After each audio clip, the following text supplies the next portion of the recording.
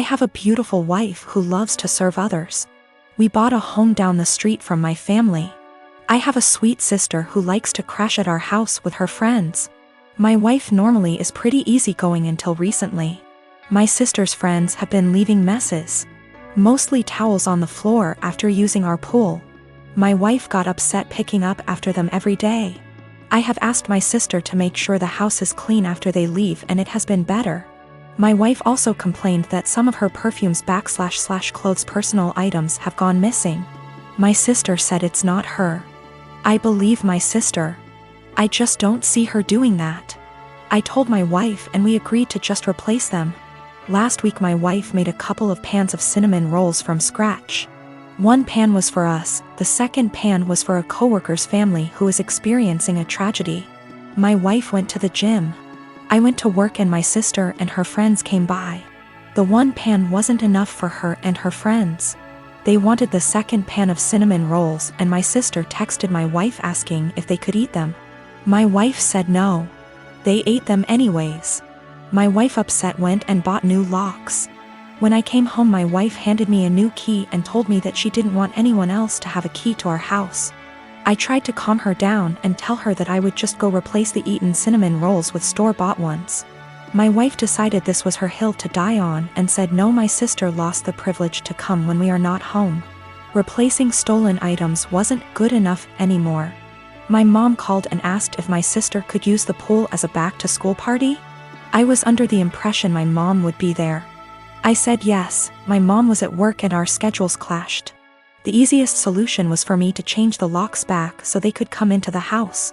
My mom didn't come with my sister. When my wife got home after the party, it was a mess. She sent me photos. She called me the A for changing the locks without talking to her about it.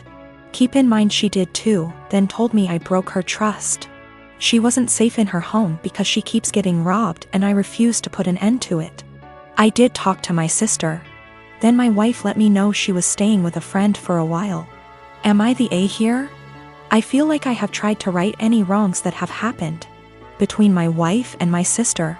I talked to my mom again and let her know my sister isn't allowed over without me home. I asked a friend's wife who is a maid to come deep clean our home.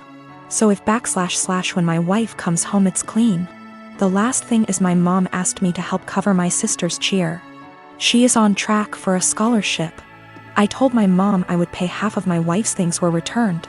If not, the money was going to replace the stolen items. Also, my sister was invited to homecoming. She wanted me to buy a dress. I told her no for not following our home rules, and the money I saved for the dress is going to pay for the maid. I did replace the locks again. I also am planning a romantic dinner I will make and clean up. I heard a lot about the cinnamon rolls. Someone on here gave me the idea to make them. I am for a dessert. My sister had a bag of my wife's things. More than I thought was gone. Most items are in poor shape. The big thing is she had my wife's grandmother's ring I thought was in the safe. I had no idea it was gone. My sister said that she found it on my wife's nightstand during the party. She forgot she had it on when she left our home. The ring isn't valuable, it's just sentimental. I told my mom who the ring belonged to. My mom lost it. My sister is now grounded. My wife is coming home. I am staying at a friend's house until we can work some of this out. I already stated it, but I did put the locks back on my wife bought. My family doesn't have that key. My mom called my wife last night and asked what my sister can do to fix / replace the damaged items. My wife said have her meet me every morning at 5 a.m. I decided to tag along and see what my wife had planned, trying to support her in whatever punishment she decides to do. You know, the cinnamon rolls. My wife's co-worker's 4 years old is in the final stages of cancer. My wife's plan is for my sister and her to prepare breakfast, get their other kids up and ready for the day, start laundry, basic cleanup, so her co-worker and his wife can spend as much time as he can with the sick child before work. My sister was silent the whole time coming back home. I can tell it really hit her that her life isn't as hard, even being grounded. I am a 43 years old female, have been with my partner, he's 50, for 6 years now. We have been living together for 5 of them. We are not married and we do not plan to marry in the future. I have a son, he's 19, that is currently a high school senior. My partner has a daughter, she's 21, who is going to college. When I met my partner, I was a widow of 3 years. I am lucky enough to have a very lucrative business and some family money. Also, my late husband left a substantial estate, including the house we live in. The house is a family home, so it passed to my son as the only heir. My partner also makes good money and the difference in our lifestyles was pretty much negligible. But while I and my late husband made sure to not spoil our son, he was responsible for keeping his room clean. Even though we have a housekeeper, he had chores during the weekends. We taught him how to cook, his allowance is reasonable, he has to save for expensive purchases like a car, a PS5, etc. My current partner and his ex-wife spoil their daughter rotten. Due to an incident when we first moved in together, she demanded my son's bedroom since it was the second biggest. Got rejected since it was his home and she only spends the weekend. And after some family therapy, we agreed that she will be treated like a guest by me. She will have to follow the house rules and that at the extent of our relationship. Now while she is spoiled, she is a good girl, academically excellent. Except for the aforementioned incident, very respectful and just a pleasant young woman. The problem is that I did not know the extent to which my partner spent money on her. He pays some money as rent that I put into my son's college fund and we split the common bills in half. Everything else is our own responsibility, so we don't know much about each other's finances. Now my son is planning to do a tour of East Asia during the summer and I was happy to give him the money to do so, as a gift for getting into a very prestigious college. When my stepdaughter heard about it, she asked her dad to pay for a tour of Europe, since he didn't send her on one after she got into college. He agreed because he never says no. But he came to me asking me to lend him close to $30,000 because he can't afford the trip on his own. I am not even giving that much to my son and his plane tickets are more expensive. I refused. I said that since this wasn't an emergency, he can save and send her on the trip after she graduates college. Now he is not talking to me, saying that I am choosing favorites. I have no relationship with his daughter, so I don't know how that even is applicable. And that I am putting money over his happiness and relationship with his daughter. I can easily afford to lend him the full amount, I just don't want to, because his reasons are not convincing enough. Now both of my kids, 16-year-old son and 9-year-old daughter, and my ex are extremely mad at me because I won't give up my appointed time with them. My son won't even talk to me and my daughter is crying all the time. Me and my ex divorced shortly after my daughter was born. I blame him for it and he blames me. I won't go into detail here. We ended up with a 50/50 custody agreement, switching every other week. While this was 8 years ago, we're still not on good terms. We rarely ever talk to each other outside of the kids, and I'm perfectly fine with that. One thing we have agreed on since the beginning though is that we don't plan things on days that aren't ours. And unless it's extremely important, we don't switch days or weeks. In the 8 years since we've been divorced, I have never asked him to have the kids on a day that isn't mine, and I've never given him one of my days even if he begged. Well, last week my ex contacted me and told me the good news. His parents are hosting a week-long family reunion in the summer at Disneyland and he wants to take the kids. Well, the problem is that it's on one of my weeks. He asked me to let the kids stay with him that week or to switch a week with me, and I shot him down. It's my week with them and I get to spend it with them.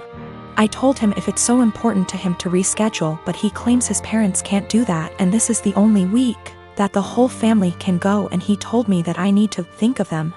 I told him tough luck and hung up on him. Well, this last Sunday when my ex dropped the kids off with me, my son refused to talk to me at all and my daughter wouldn't even look at me. When I asked my ex what was wrong, he refused to talk to me, only saying ask them in a snarky tone before leaving. When I asked my daughter what was wrong, she burst into tears and said that I was not letting daddy take them to Disneyland.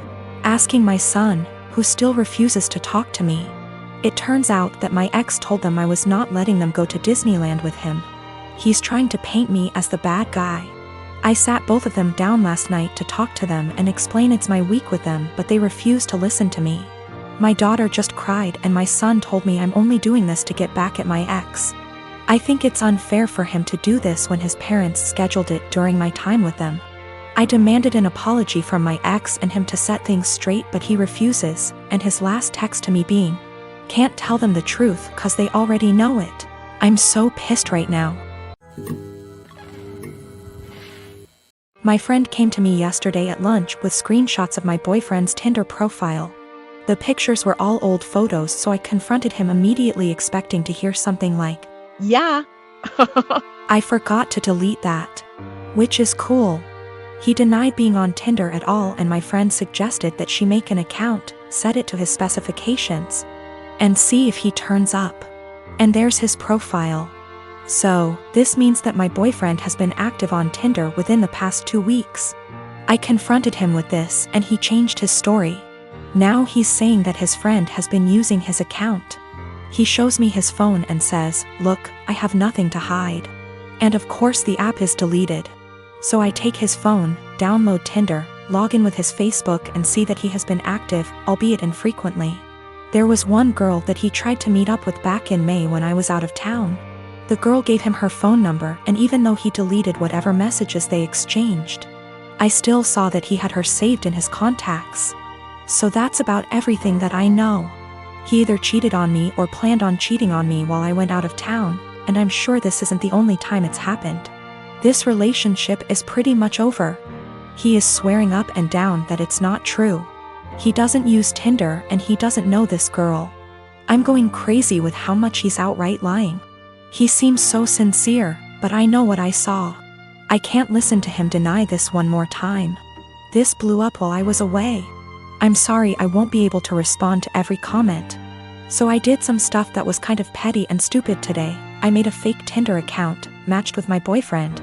And he starts messaging me and immediately asks me to meet him for a drink. We agree to meet by a fountain in the center of my town, and I pack up all of his stuff in a tote bag, put on a great outfit, and went to the fountain.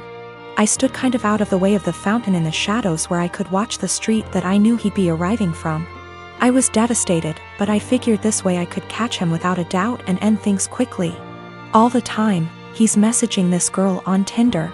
But he didn't show up. 2 of his roommates did. We didn't speak, I don't know them well, but they watched me for a while. Figured out what was going on after a few more Tinder messages, and left quickly. So I wait a few minutes and I call my boyfriend and ask him where he's at.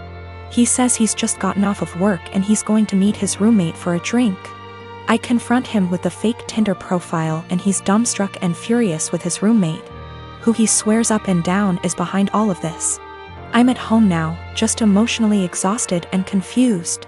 Whatever is going on with his roommates is super sketchy and creepy. Up until this point my boyfriend and I had a great relationship. Really, no red flags anywhere. If I had already been suspicious that he was cheating, this would be a much easier break for me. The most recent message on his Tinder account, when I checked it yesterday, was sent to a girl he had matched with before we met. It said, "Would you want to meet up with my friend?" My boyfriend is the kind of person whose iPhone passcode is 0000. I wouldn't be surprised if his roommates did know all of his passwords. So, his Tinder account is still matched with my fake profile. To me, that indicates that he probably isn't the person operating the Tinder profile. If it were him, wouldn't he have blocked the fake profile immediately? A lot of people have said that he probably sent his roommates to check things out for him. I can't write that off entirely, but my gut says that it isn't true. I just don't think it's very likely. When it comes to his roommates, I'm very concerned that they have been using his profile to trick women into meeting with them. The fact that his profile hasn't been deleted makes me worry that my boyfriend is in on this. So that's about where I'm at right now. I'm worried that all of them are working together to, at best, scam women, at worst, assault them, and my boyfriend is at least passively involved. Either way, I feel some responsibility to do a little more digging.